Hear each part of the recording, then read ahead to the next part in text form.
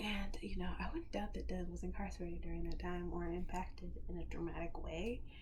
If not incarcerated, because he knows a lot of people who were impacted and who currently are being impacted if he was down for, his whole young adult life, his whole teenage years. Okay. So they went to Kalamazoo to go visit his father, and this is where he got locked up. This is where he had run-ins with the law. This is where he had family members who were in with the law and other friends. He was not paroled to this location. He cannot connect with his parole officer in order to get verbal approval of going to this location. But he left a voicemail with the address, and he just has Rachel driving there. Him and his son Dougie there. And Rachel is against it, and the whole time he is pushing hard, disrespecting and disregarding Rachel's feelings about the situation, and really just pushing what he wants. And all she wants is for him to be in a situation where he is successful, like guaranteed success. And this move is not a successful move, in her opinion. And he won't respond to that. He's just like, this is what I want, and we're going. And he's really adamant about it. And a lot of men do this. They don't tell any of their family members that they're getting out. I have a friend who's down, and this is his plan too. I'm just going to pop up on my people, And that's what he wanted to do. So he had only been out 2 days, and he was like probably boiling over with excitement to just pop up on his family the way he planned for years. And Rachel wasn't going to stop him. His parole officer wasn't going to stop him. Like, this was his moment. And so he goes, takes his son, takes his wife, has his wife take him against her will. And I'm just like, Rachel, you're driving. Like, if you don't want to go, don't go. If you don't agree, then don't.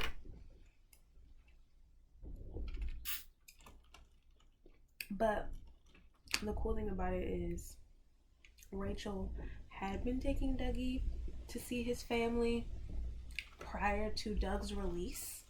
And so she already had formed relationships and bonds with them. Like, she was picking up babies and saying hey to folks. Like, it was really cool to see that. And she helped Dougie build a relationship because she took Dougie in to live with her right before Doug gets released, so that him and his son can live together with his wife under his wife's household, his newfound household. And so when they get there, everyone's out on the porch.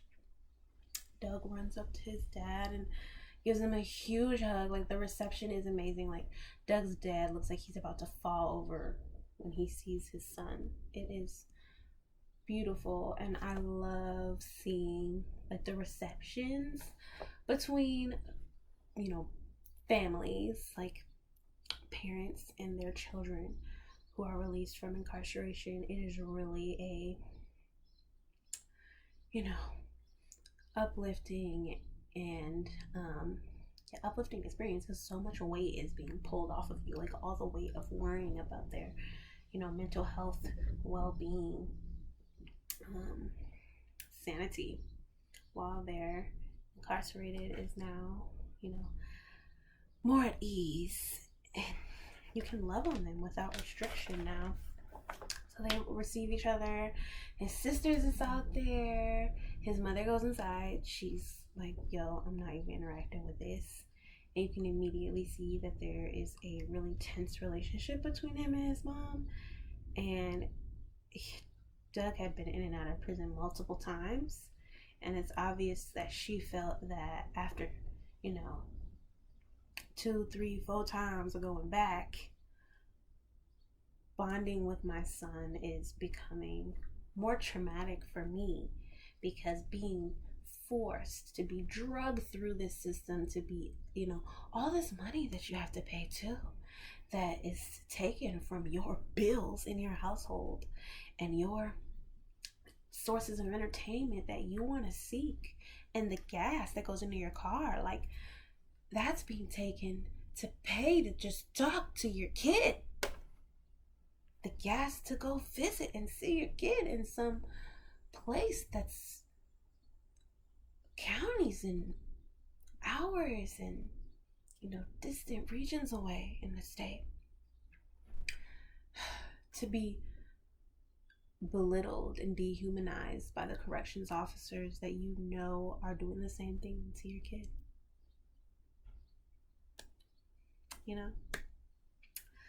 So I can understand why a parent distances themselves, especially during the incarceration period. It happens to a lot of people. Parents pass away during that time. A lot of people go without being able to reconnect and rebuild a relationship with their parents due to that. And then it's another level when the parent is alive and they've just emotionally withdrawn for their own, their own benefit, their own well-being, to benefit themselves. Sometimes parents have to, parents are humans.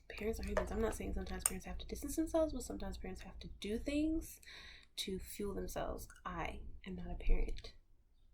Let me say that. I'm not a parent of a human. I'm a parent of a cat.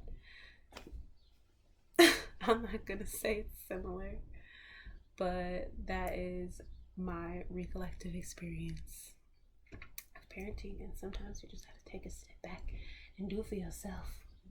And if it has to be emotional, it comes out that way. I believe his mother will come around, speak to him, form a relationship. I don't know if it's going to be this episode, but who he did get to connect with is his dad, which he really needed to do, and which was obviously the goal. He reconnected with his dad, and his sisters were out there.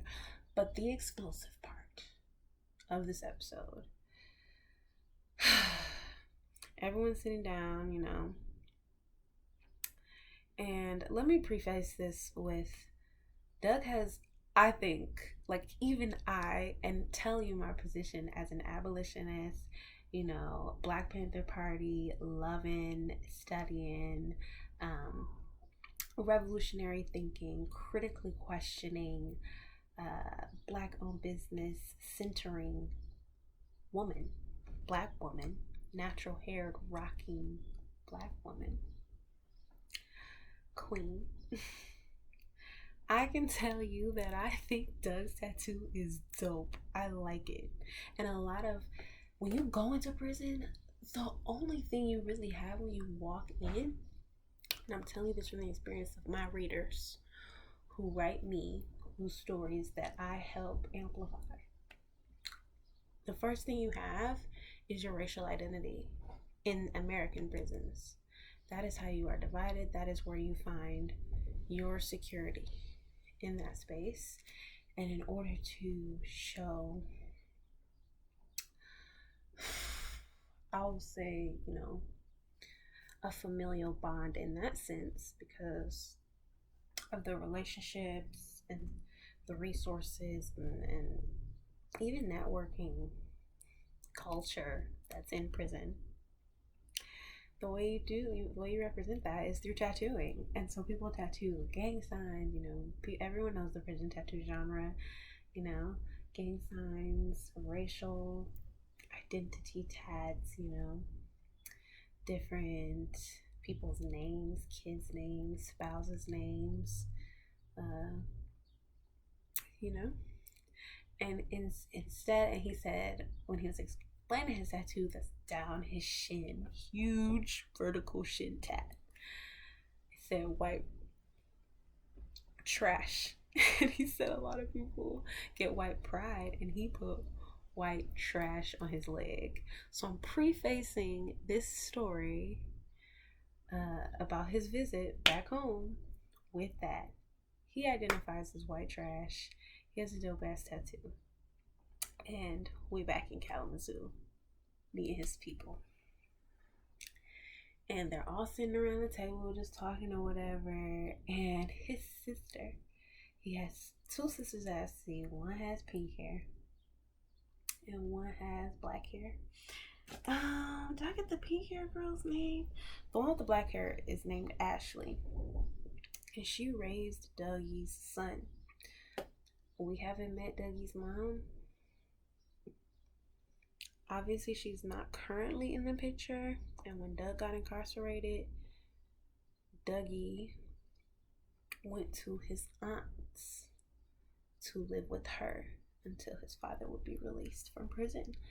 And obviously, Ashley was resentful with that responsibility.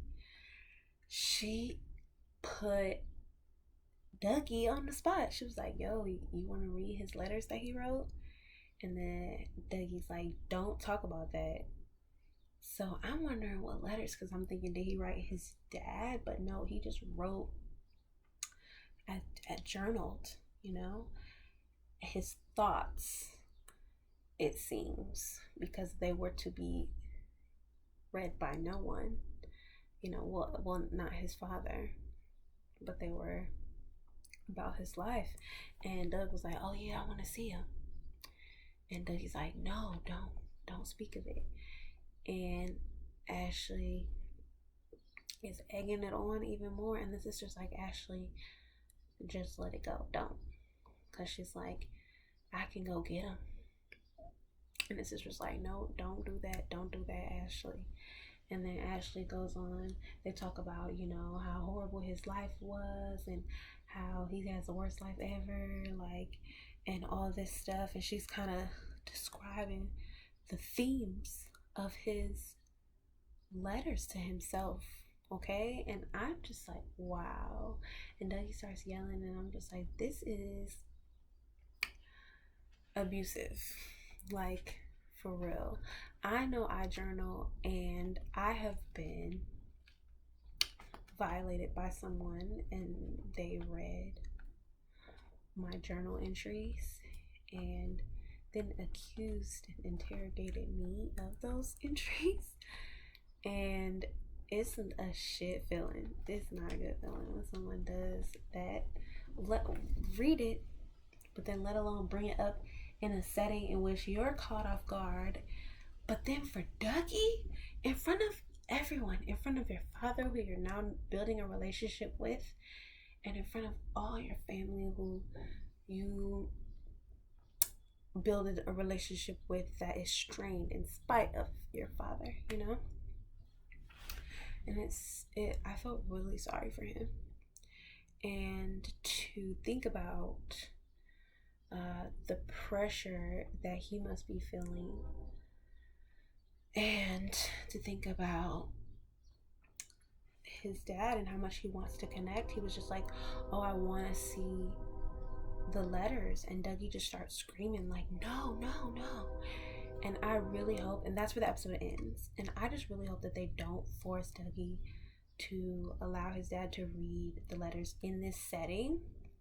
I hope someone can rein it in somewhere, whether it's, I don't know how that bunch can rein it in. Maybe the mom or the dad, but the mom's not even outside, and the other sister's trying, but she's obviously not very as aggressive as her sister.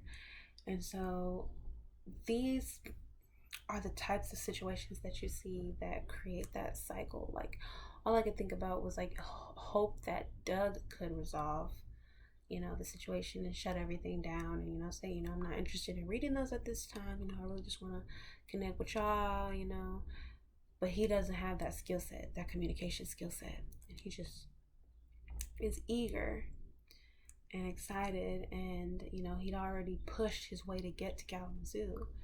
I could just see him pushing that too, and it really having a damaging effect on his son. It's part of the types of behaviors and actions that feed that cycle, when people don't have those skills to deal with mass incarceration. It pervades. So yeah, those are the 3 couples, and I hope you guys enjoyed my commentary, and I hope y'all enjoyed the tea. As you can see, the incense is out. I appreciate y'all chilling through it with me.